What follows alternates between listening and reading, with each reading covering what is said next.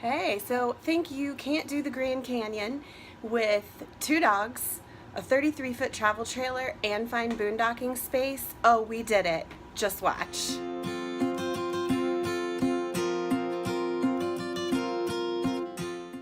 Hey everybody, it's Jen from Retiree Wannabes, and there's Lucy in the background and Mia looking out the window.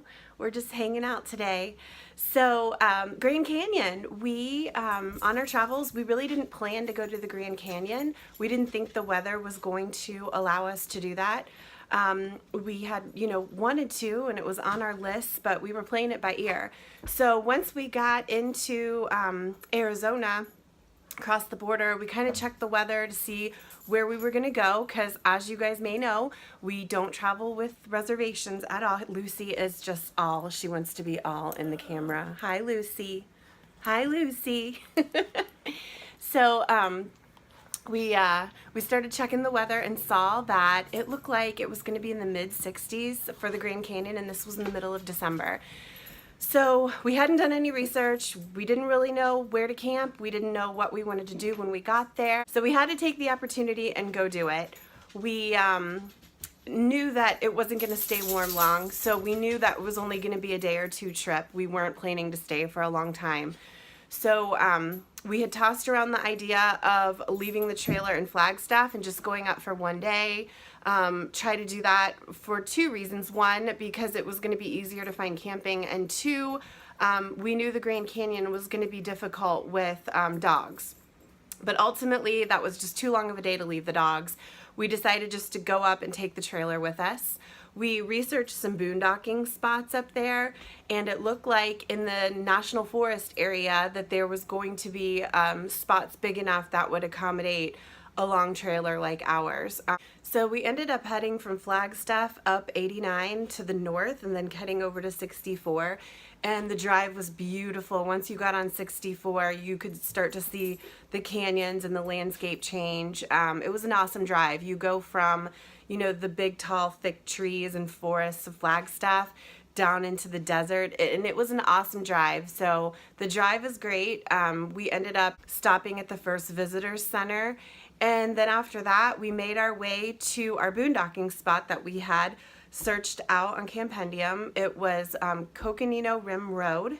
We followed the GPS and all that was fine. We did see on the reviews there were notes to continue going until you see signs that you're exiting the national park, and you'll actually enter the national forest at that point. So once you cross that boundary, you'll start to see signs for dispersed camping rules and regulations and things, and you can camp any point from there beyond. When we got there, it wasn't incredibly wet, but after snow and after rain, it would be extremely muddy and extremely wet, so just caution there if you're going to head up that way. We did find several spots. It was harder to find a spot for the size of our rig, but we managed to find a great spot. Unfortunately, before finding the spot that we ended up with, we did start to get a little stuck, and we did dent the trailer a little bit. So we ended up with a ding on the slide of the trailer, about 2 inches, with some scuffing. He was fishtailing a little bit to get, keep it moving, and got a little close to a tree. So be careful. This would be a lesson for my husband, that when I suggest that I get out and walk it on foot, maybe we should stop and get out and walk it on foot. In fact, the rest of the trip, he was more apt to do that. So lesson learned, newbie mistake. The location was really great though. You had a 20-minute drive to everything that you wanted to do, the other visitor center. So, we spent the afternoon walking around. We did find it to be very crowded. Now granted, it was like 68 degrees in the middle of December. This was the day before the shutdown, so I'm sure everyone had the same idea as we did. Let's get up there before the shutdown on such a beautiful day, just in case all the national parks do shut down with the with no one knowing what's going on with the government and things. So we found it to be extremely crowded. Lots of tourists, lots of tour bus, the dogs. It was just a lot. We didn't really feel comfortable leaving the dogs in our boondocking space. We took them with us, and we knew that that would limit us on hiking. We knew we didn't have time for big hikes anyhow if we were going to make this a quick trip. There's a rim trail that we were able to take the dogs on that was dog friendly. Dogs were allowed in the parking lots of the visitors center and along the rim trail. So we did that, and great views. But I think at this point, you know, we had been to Palo Duro, we had been to Caprock Canyon, both state parks in Texas. We were going to try to head to Sedona.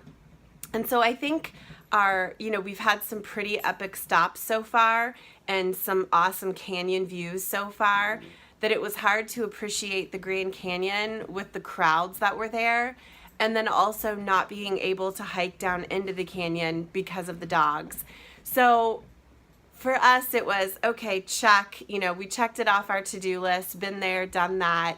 But I can't say we have a huge desire to go back to the South Rim.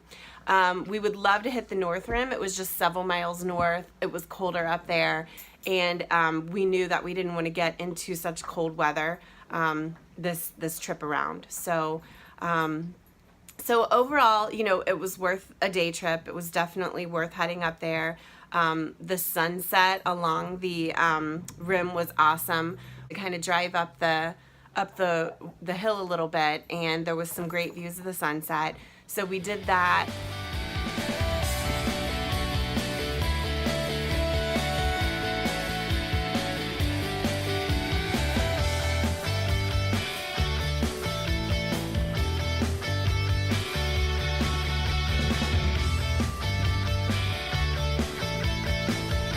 The sunset was beautiful.